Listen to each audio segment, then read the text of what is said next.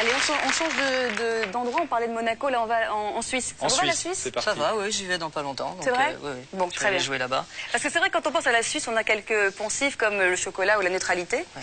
Mais qui dit neutralité ne veut pas forcément dire inexistence de l'armée, bien au contraire.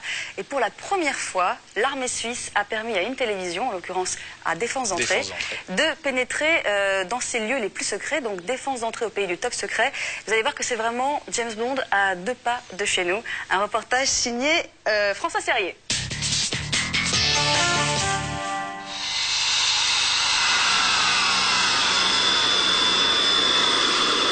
Un avion de chasse qui traverse une route nationale.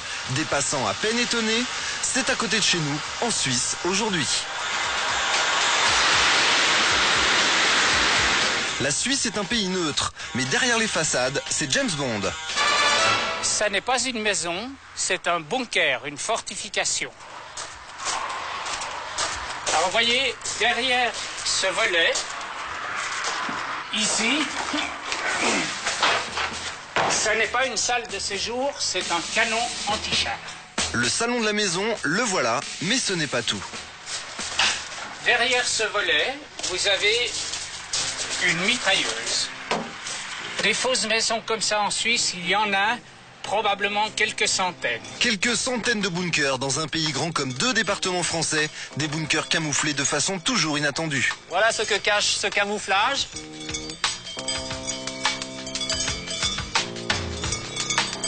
La Suisse n'a pas connu de guerre depuis 2 siècles, mais chaque citoyen a une âme de soldat. Ici, vous le voyez, nous sommes pratiquement dans le village. Et le paysan a ses vaches, a déposé son bois près du fortin et naturellement fait aussi office de garde. Dès l'instant où il voit quelqu'un qu'il ne connaît pas, il appelle tout de suite éventuellement la police ou les militaires. C'est un système qui est probablement un des plus efficaces que tout système électronique qu'on pourrait installer. Des armes secrètes dignes des films de science-fiction surgissent de la terre, au milieu des vaches. C'est la face cachée de la Suisse. Elle nous dévoile aujourd'hui son système de défense top secret.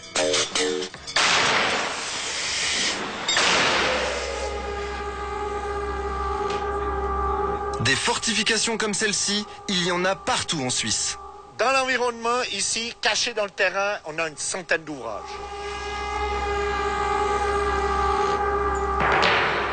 Ici, chaque montagne renferme des installations de défense militaire. Les touristes ont 1000 fois photographié ces paysages sans jamais soupçonner la présence de tels systèmes.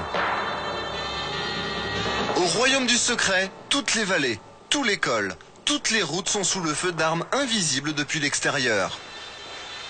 Les forteresses sont dissimulées dans le paysage et elles ne figurent sur aucune carte. En temps de guerre, toutes ces montagnes s'ouvriraient en quelques minutes.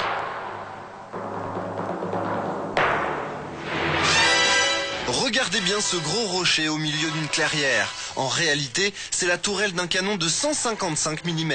Impossible de le repérer. Sa tourelle pivote sur 360 degrés et ses obus peuvent atteindre la France à 25 km de là. Une cabane de bûcheron. Sous cet angle, rien de bien méchant. Mais elle tourne sur elle-même. Le gazon fait lui aussi partie du camouflage. Là encore, l'innocente cabane dissimule la tourelle d'un canon. On y accède par un tunnel secret. Car en Suisse, l'essentiel est sous terre. Jean-Luc détient les clés de plusieurs accès interdits. Ça, c'est un accès secret et confidentiel. Pour la première fois, il nous ouvre un lieu stratégique totalement inconnu. Jean-Luc, il y a combien de kilomètres de galeries ici? Il y a 25 km de galeries.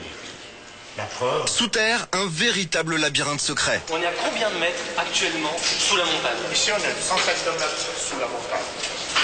Ces galeries creusées dans la montagne, on les appelle le gruyère suisse. Une porte blindée tous les 10 mètres, celle-ci pèse 7 tonnes et elle résiste aux explosions nucléaires. Elle conduit à un entrepôt d'armes. Construit il y a 30 ans, il peut servir à tout moment. Mais sous terre, il y a bien d'autres choses. Je peux vous signaler des hôpitaux souterrains, des installations de protection civile, des quantités de travaux préparatoires qui ont été faits pour pouvoir résister, pour pouvoir survivre dans une situation de conflit, dans une situation tragique de bombardement, d'accident nucléaire. Il n'y a pas que les hôpitaux et les canons qui sont enterrés, les avions aussi. Ils sortent des montagnes et ils décollent sur les routes nationales, au milieu des habitations.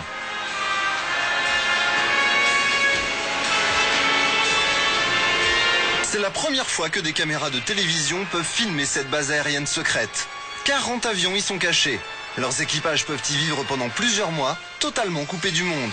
Andrea Houter est pilote de ligne dans le civil et militaire 15 jours par an. Ici, en fait, on est dans un porte-avions souterrain.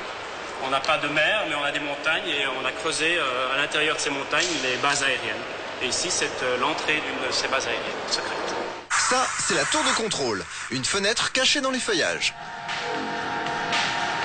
Une bombe atomique ne détruirait pas cette base secrète. Si l'entrée principale était bloquée, les avions sortiraient par un autre passage secret de l'autre côté de la montagne.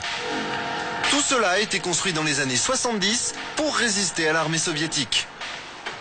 Les portes interdites de la Suisse se referment derrière nos caméras.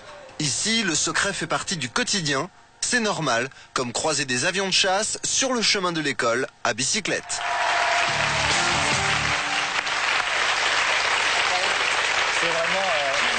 C'est vraiment impressionnant. Elie, on tient quand même, il faut le faire, remercier ici Adolphe Augy, qui est conseiller fédéral à la Défense. Il faut le citer parce que sans lui, ce reportage n'aurait jamais pu se faire. Et c'est vrai. Rien n'aurait pu se faire.